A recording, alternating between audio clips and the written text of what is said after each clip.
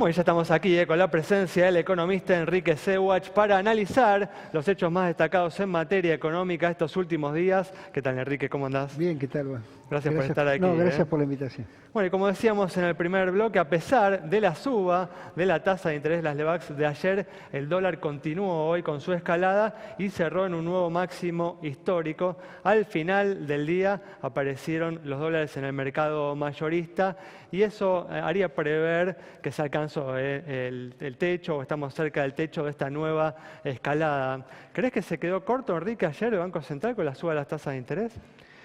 Bueno, la verdad que la tasa de interés hoy se fija todos los días, digamos, ¿no? Porque tenés las operaciones de pase, las operaciones de LEVAX en el mercado secundario, más lo que fija el Banco Central mensualmente. Así que no sé si se quedó corto. Obviamente, si la gente o si los inversores siguen demandando dólares es porque sus expectativas siguen siendo más altas. Pero como vos dijiste, digamos, primero el dólar está flotando y hoy me parece bien que el Banco Central esté preocupado por recuperar el peso, que es el problema de la Argentina, digamos, ¿no? Es decir, nosotros tenemos que ir a recuperar una moneda que no tenemos.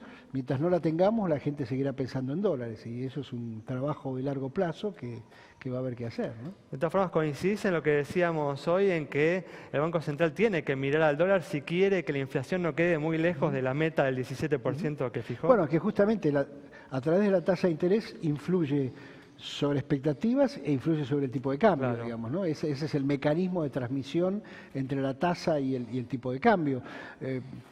Es probable que, obviamente, si la tasa estuviera un poco más alta, el tipo de cambio estuviera más quieto, pero bueno, está caminando sobre un equilibrio muy difícil porque es el único instrumento que tenés para manejar una economía muy compleja, ¿no? Desde ya, desde ya. ¿Esperas cambios importantes en la economía, Enrique, después de las elecciones?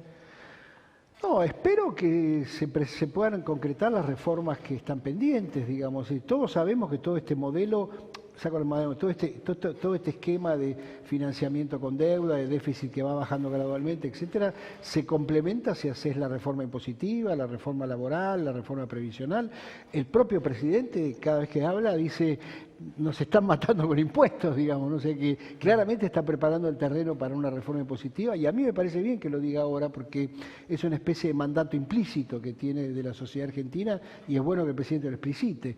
Así que yo no dudo de que el gobierno va a trabajar en presentar las reformas. Ahora, este es un gobierno que necesita de acuerdos para que las reformas sean votadas, necesita de los gobernadores porque gran parte de la reforma impositiva tiene que ver con ingresos brutos, que es el impuesto más distorsivo que tenemos, y eso es la recaudación de las provincias.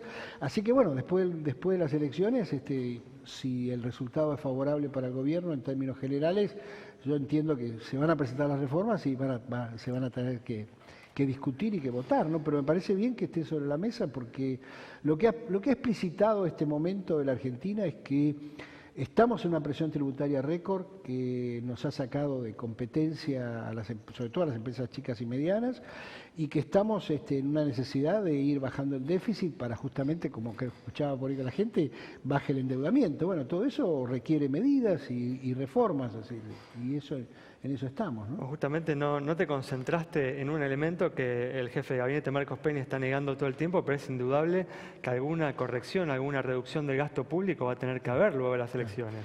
Bueno, lo que pasa es inevitable, ¿no?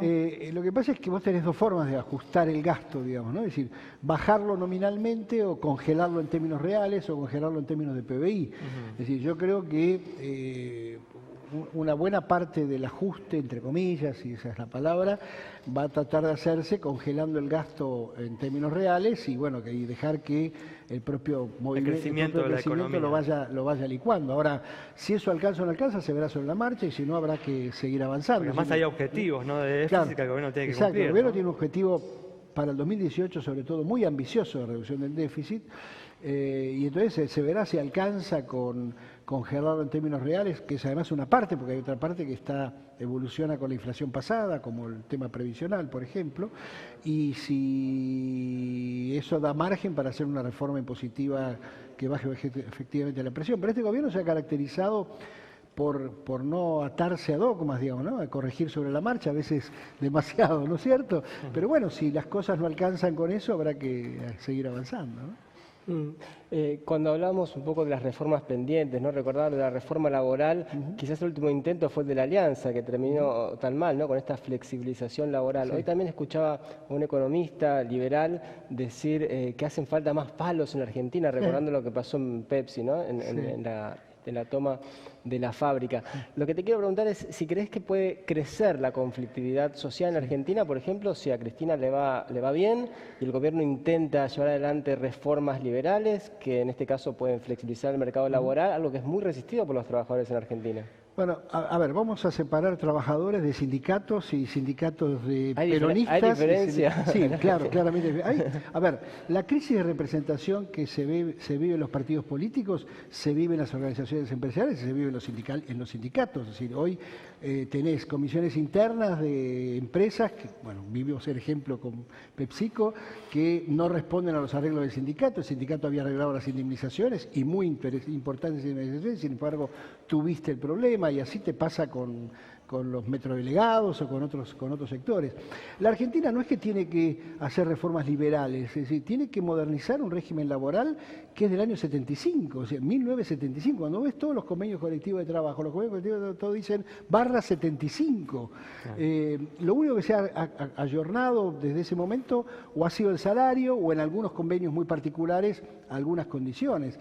Entonces, la Argentina tiene que modernizar su esquema de regulación del trabajo porque desde 1975 para acá han pasado muchas cosas en la Argentina y en el mundo y la tecnología y los cambios te obligan a esa modernización.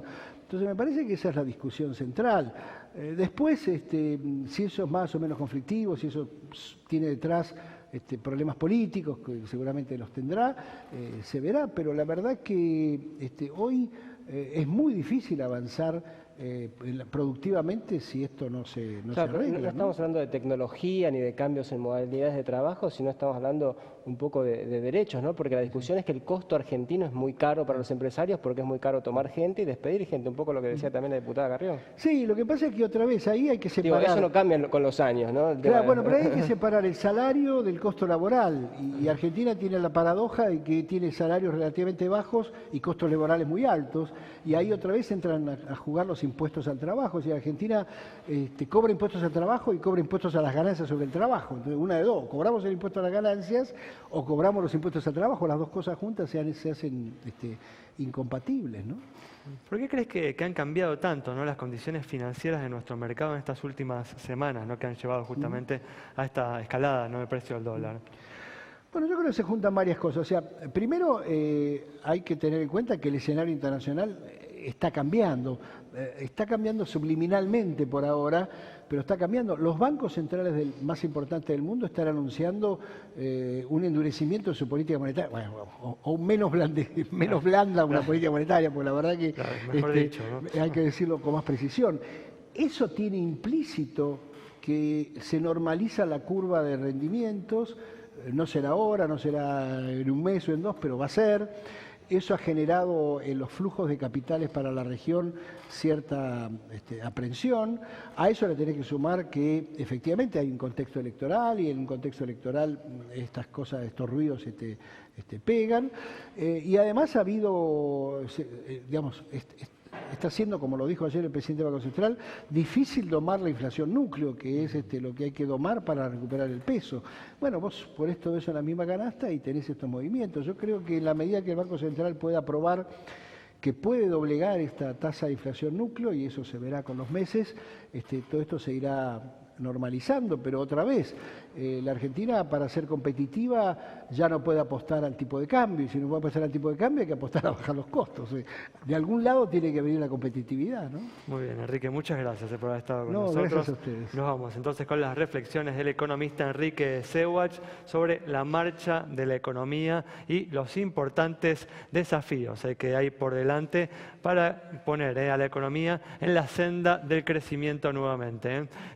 Nos reencontramos el próximo viernes a las 20 horas aquí en Metro.